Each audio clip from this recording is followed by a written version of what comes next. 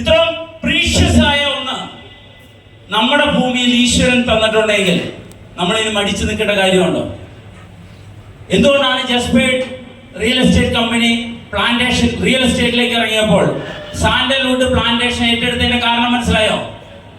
ഏറ്റവും വിലയുള്ളത്, ഏറ്റവും മൂല്യമുള്ളത്, ഏറ്റവും കുറഞ്ഞ കാലയളവ് കൊണ്ട് നേടിയെടുക്കാൻ സാധിക്കുന്ന ഭൂമി ഈശ്വരൻ നമുക്ക് അനുഗ്രഹിച്ചു തന്നിട്ടുണ്ട്.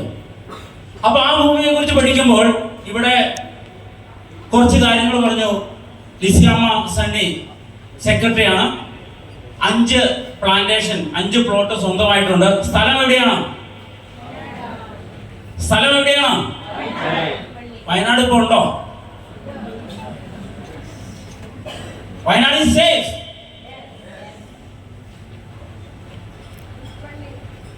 വയനാട്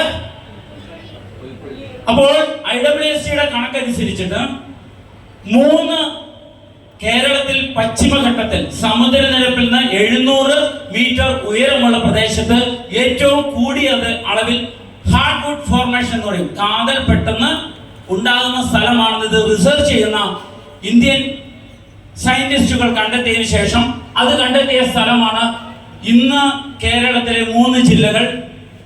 ഏതൊക്കെയാണ് അറിയാവുന്ന ആളുകളുണ്ട്? ഇടുക്കി, പത്തനംതിട്ട, വയനാട്. പത്തനംതിട്ട, ഇടുക്കി, വയനാട്. ഓക്കെ. അങ്ങനെയെങ്കിൽ ഈ സ്ഥലം ഏറ്റെടുത്ത് എന്തുകൊണ്ടാണ് കമ്പനി ചെയ്തതെന്ന് ചോദിക്കുമ്പോൾ ചിലർ പറയും വയനാട്ടില് വെറുതെ സ്ഥലം കിട്ടും അല്ലേ? സാറിന് വെറുതെ സ്ഥലം കിട്ടും, എന്നിട്ട് സാർ അത് 10 ലക്ഷത്തേക്ക് വിൽക്കുന്നു, അതുകൊണ്ടാണ് വയനാട് തെരഞ്ഞെടുത്തത്. പക്ഷെ ഞാൻ വേറൊരു സത്യം പറയാം. ഞങ്ങൾ എപ്പോഴും പറയുന്ന ഒരു കാര്യമുണ്ട്, ദൈവം ഞങ്ങളുടെ കൂടെയുണ്ട്. ഞങ്ങളുടെ ഓരോ ഘട്ടങ്ങളിൽ ദൈവമുണ്ട്. കാരണം കഴിഞ്ഞ വർഷം നവംബർ 16-ാം തീയതി മൺസൂൺ എംബറസ് എന്ന ഹോട്ടലിൽ വെച്ച് പ്രൊജക്ട് പറഞ്ഞപ്പോൾ അത് ആദ്യം നമ്മുടെ ഗ്രേറ്റ് ചെയർമാൻ പറഞ്ഞത് നമുക്കെന്നാ ഇടുക്കിയിൽ ചെയ്യാം ഈ ഒരു ടൂറിസവുമായി ബന്ധപ്പെട്ട്. പക്ഷെ ഇവിടെ ഇതുപോലെ വന്നിരുന്ന, നിങ്ങളുടെ ഇടയിൽ വന്നിരുന്ന ഒരു വ്യക്തിയാണ് ലിസിയാമ്മ സണ്ണി.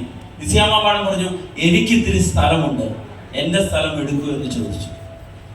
പക്ഷെ അതിനുശേഷം ആ സ്ഥലം ഏറ്റെടുത്തു, പ്ലാന്റേഷൻ സ്റ്റാർട്ട് ചെയ്യുന്ന കാര്യങ്ങളൊക്കെ ചെയ്തു, ബേസിക് ആയിട്ടുള്ള റിസർച്ച് ഒക്കെ നടത്തി. പക്ഷെ അതിനുശേഷം കഴിഞ്ഞ ദിവസമാണ് എന്ത് സംഭവിച്ചത്? ലാൻഡ് സ്ലൈഡ് ഉണ്ടായത് അല്ലെ? വയനാട് ലാൻഡ് സ്ലൈഡ് ഉണ്ടായത്.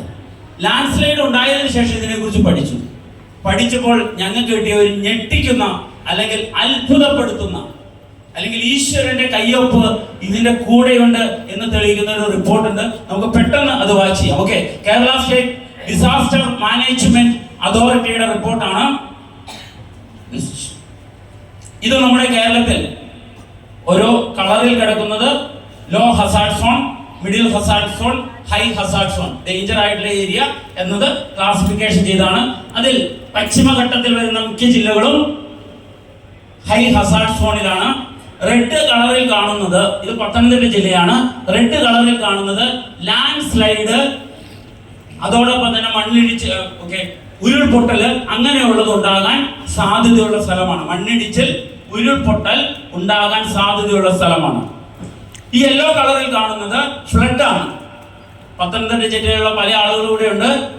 ഇവിടെ ഫ്ലഡില് ബാധിതരായ ആളുകളും ഉണ്ട് അവിടെ. അപ്പൊ ഈ ചന്ദന കൃഷി എവിടെയൊക്കെ ചെയ്യാൻ പറ്റില്ല? വെള്ളക്കെട്ടുള്ള സ്ഥലത്ത് ചെയ്യാൻ പാടില്ല. ലാൻഡ് സ്ലൈഡ് ഉണ്ടായാൽ എന്ത് സംഭവിക്കും? നമ്മുടെ കൃഷി പൂർണ്ണമായിട്ട് നശിക്കും. ഇപ്പൊ ഇവിടെ ഇതിനു പറ്റിയ ഒരു മേഖല നിങ്ങൾക്ക് ഇവിടുന്ന് കണ്ടെത്താൻ പറ്റുമോ? ഇല്ല. അന്ന് നമുക്ക് അടുത്ത ജില്ലയിലേക്ക് പോകാം. ഇടുക്കി ജില്ല ഏറ്റവും കൂടുതൽ ആളുകൾ റിക്വസ്റ്റ് ചെയ്ത ഒരു ഡിസ്ട്രിക്റ്റ് ആണ് ഇടുക്കി ഡിസ്ട്രിക്ട്. മൂന്നാറൊക്കെ ഉണ്ട്.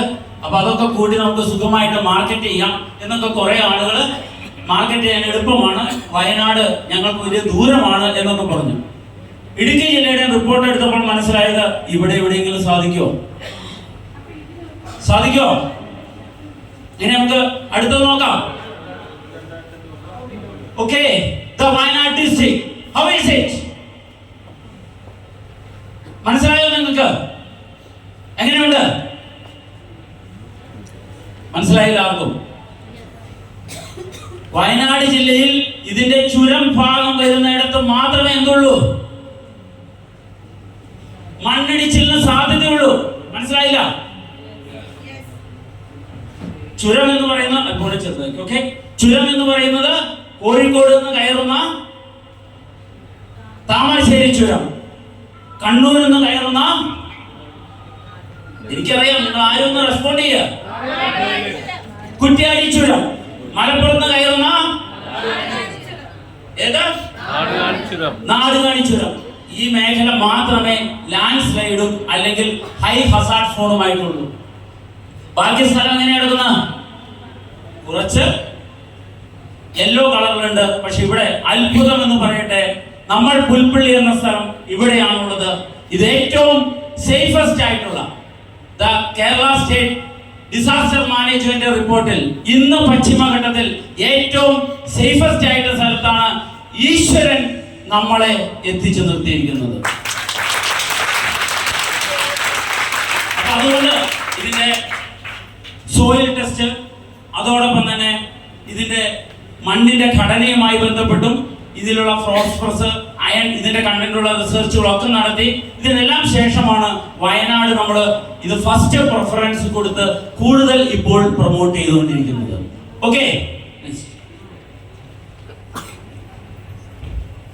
ഇത്രയും പറഞ്ഞ കാര്യങ്ങൾ നിങ്ങൾ അക്സെപ്റ്റ് ചെയ്യുന്നുണ്ടോ?